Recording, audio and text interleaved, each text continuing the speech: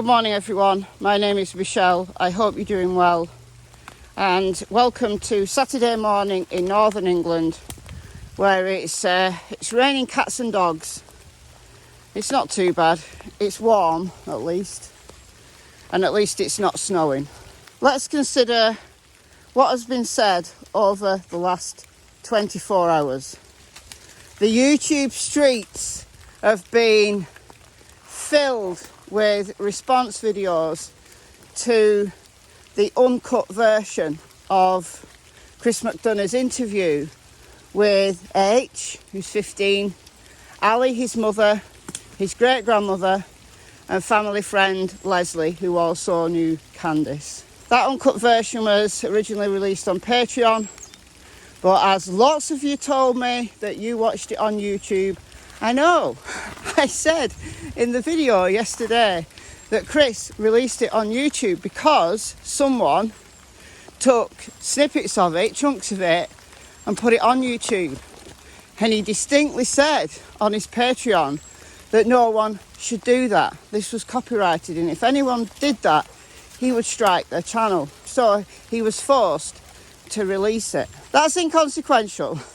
I'm glad that lots of people have watched it and people have responded to it. Lots of people have responded to it.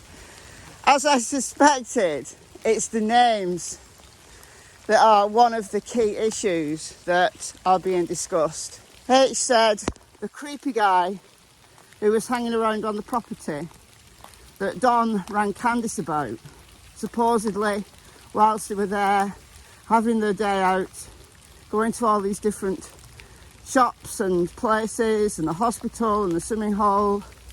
Some point during that day, Don rang Candice with the news that a creepy guy was hanging around on the property, whose name, Hunter said, bleeped out from the edited version, the original one that went out on YouTube. Andrew, Andy, I don't know, something like that. You know, he was pretty vague. Then, towards the end of the interview, H said that he checked Candice's phone on the 17th of June when he was suspicious about her just turning up, saying, "What have you said? What have you said?" And he was suspicious and he checked her phone and he found a text message that had been deleted from Andy, her drug dealer, saying it's done. So that sets the scene. And I talked about all of this yesterday, so if you didn't watch yesterday's video, probably better go and watching that. I don't know, it's up to you. If you're here looking for answers as to what is going on, I haven't got any answers. I've got way more questions than I had 24 hours ago. I don't know who or what to believe. So if you're here looking for answers, I'm sorry. I don't have any answers. I don't think anybody has any answers. We've all got theories. We can all speculate. We can all take the bits that we know and form them into a hypothesis about what might have happened, and then we can test that against the evidence and the testimonies and things that people have released. But that's just a hypothesis that forms a theory. And so many people will form a hypothesis and not thoroughly test it. They won't try to refute what they're saying, as well as support what they're saying. And to be truly investigative and to exercise critical thinking and use the scientific methodology that I follow when I'm formulating theories about cases. I form a hypothesis, I base it on evidence, things that have been said or we know about already, and I find the evidence to support it. But unlike many other people, I don't stop there. I try my best to find evidence that refutes it. That's why my theory, like my number one theory, I've got a few theories, but my number one theory has changed over time. Start at the beginning of my extensive playlist on summer wells and see how my theories have changed over time as more information has come in. I'm not wedded to any one theory. But over the last 24 hours, there's been some interesting information that's come out So we're going to briefly discuss H's interview again, just briefly, just to point out some things. We're going to discuss what Geordie Sue has said on Facebook in response to Andy being implicated as her ex-partner. And we're also briefly going to mention the live done by Crackin Cases yesterday. But I take information, I listen to a wide range of creators, and I formulate, discuss, refute information in order to formulate my own theory. That's what I do on this channel. It's commentary, discussion, but also a large dose of critical analysis. As we talked about in the summer when the edited version came out before we had the name, how could H possibly look at Candice's phone? Did he have the time? Why would deleted text messages be in gallery? And in the summer I discussed that, yeah, maybe it's possible, and some people said, yeah, it's possible. I can get my deleted text messages from my Android phone, no problem.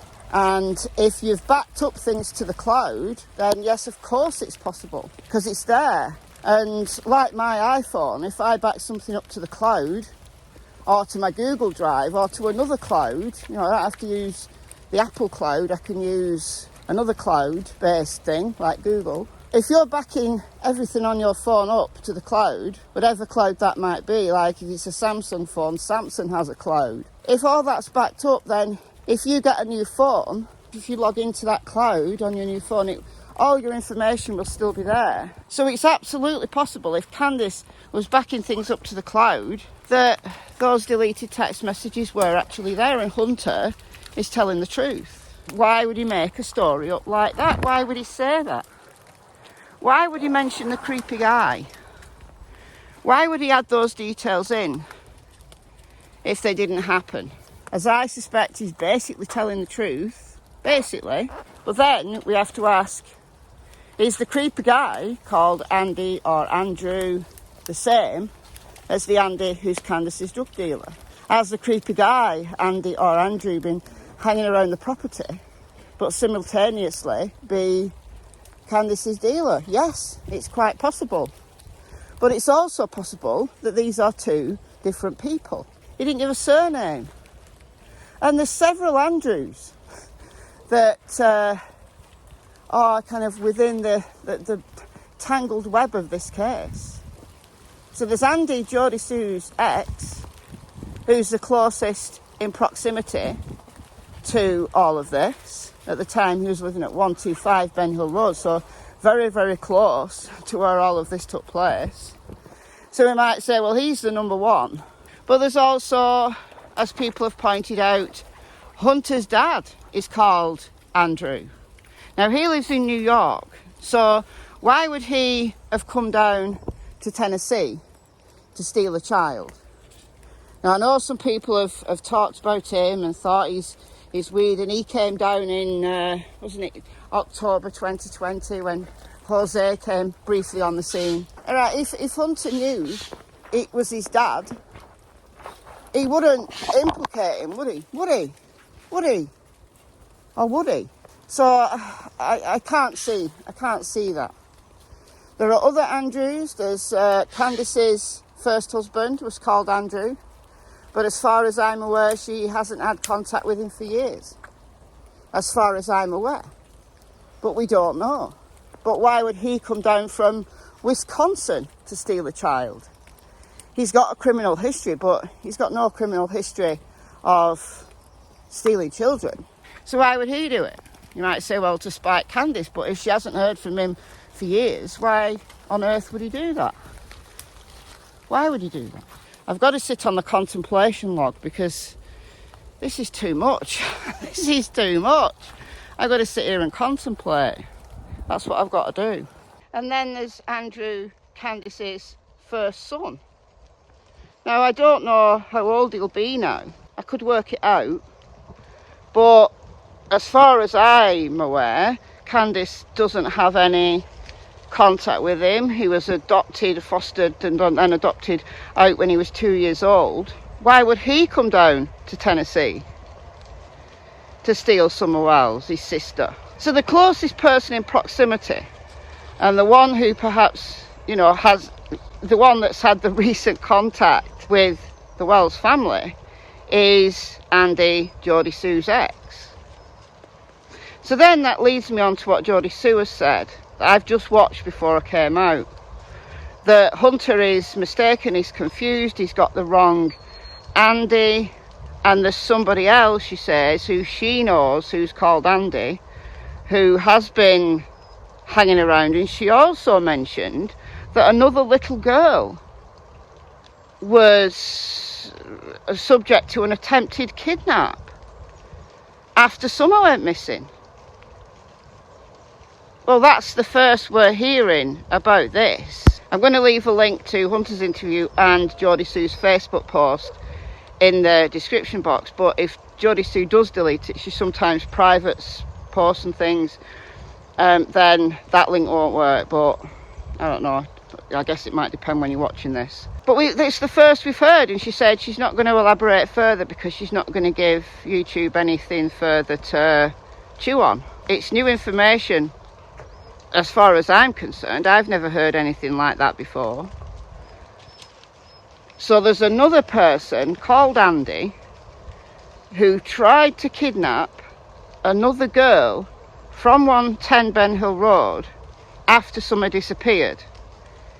That's what I took from what Geordie Sue said. If Geordie Sue knows about this, the Wells will know about this. I sincerely hope this has been turned over to law enforcement, that they're aware of this situation, if it actually happened. I mean, it's quite possible that Geordie Sue is covering up. She's lying, she's covering up for her ex, Andy. You know, she said he's a monster. He was a monster to her kids, but he's not that kind of monster. She's quite sure about that. But is she covering up? Is she covering up for him or someone else? Is she covering up the whole thing? We have to ask the question. To be thorough, we have to ask the question. So, I don't know what to think. Would Hunter know about that? Would Hunter have information that's been fed to him? Would Hunter be telling Chris information that he's heard or that he's been coached to say? But why would he be coached to say that? Why would he be coached to say anything? It does look like, and lots of people have pointed this out, it does look like Ali's trying to mouth words to him to kind of make sure his story's straight. I don't know. Maybe she's just protecting her son. Don't know. She knows he's a bit squirrel-like. He's all over the place. He's got ADHD. She's trying to keep him on track. That's possible. But it's also possible that Hunter has been fed information to say. He's been coached. And he believes these things, and it's his truth, but he's been coached to say it. Geordie Sue also said that the scream that I say, you know, I think it's kids playing. She said it absolutely isn't kids playing. It wasn't a play scream. And her daughter didn't imply that it was a play scream. She said it was a kid scream, but not that it was a play scream. And it was muffled as it moved further away, and she heard the sound of gravel. I don't know. So where would this have come from? Would it have come from Ben Hill Road? Would it have come from the Wells driveway at some point on the Wells driveway?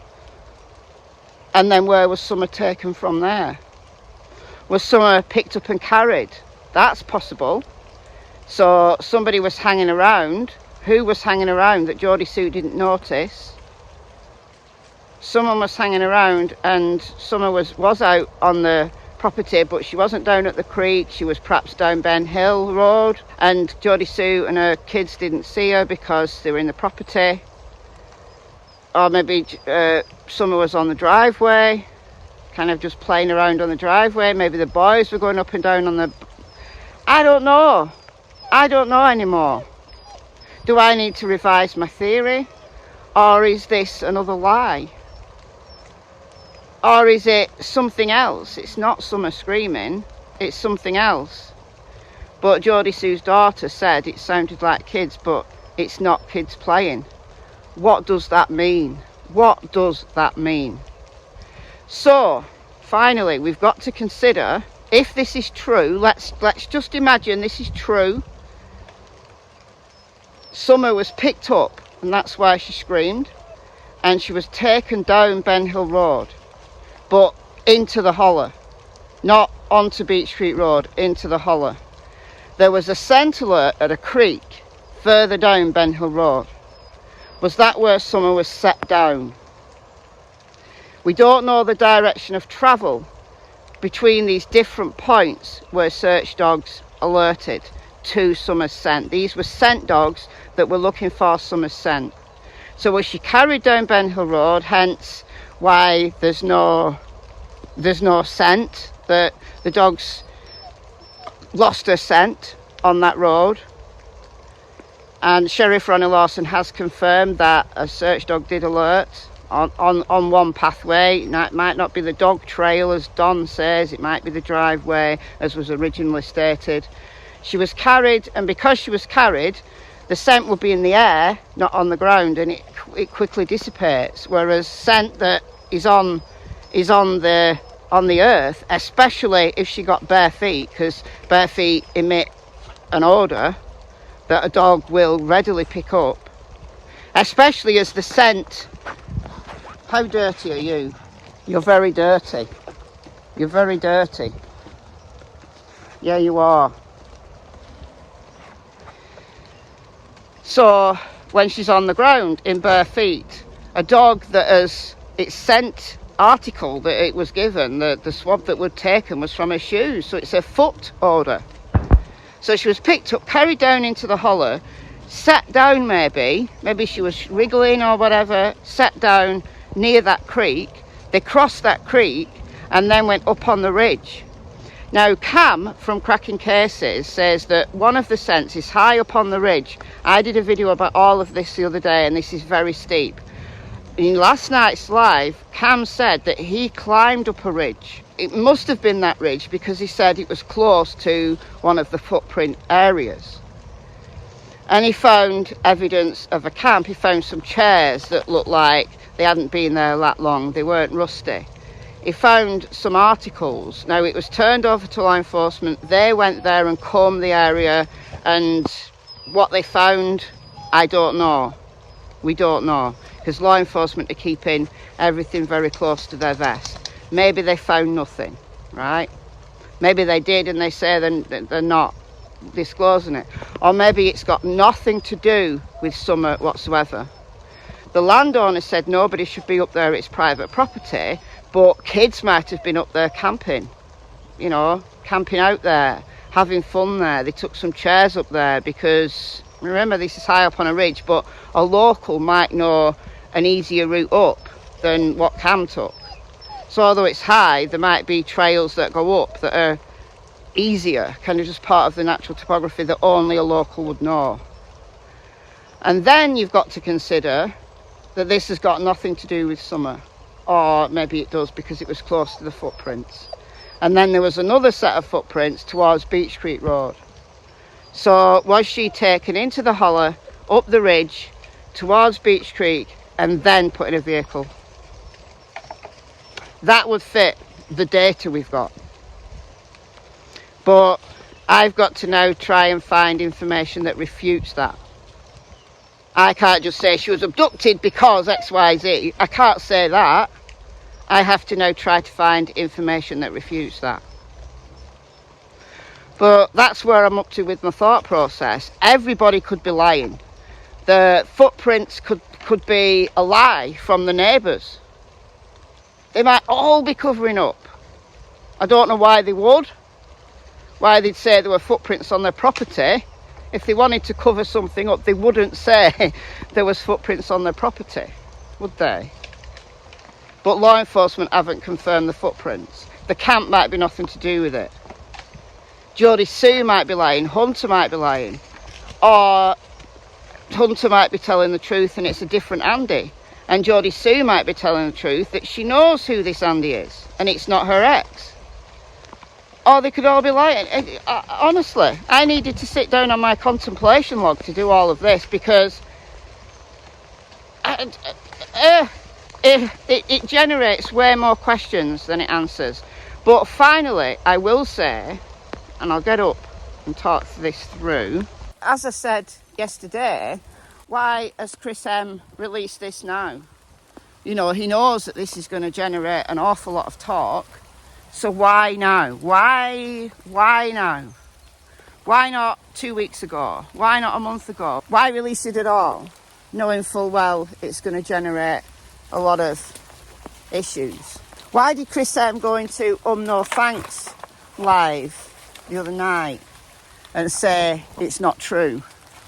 So it's not true what Jodie Sue was saying on No Thanks channel. What does Chris M know?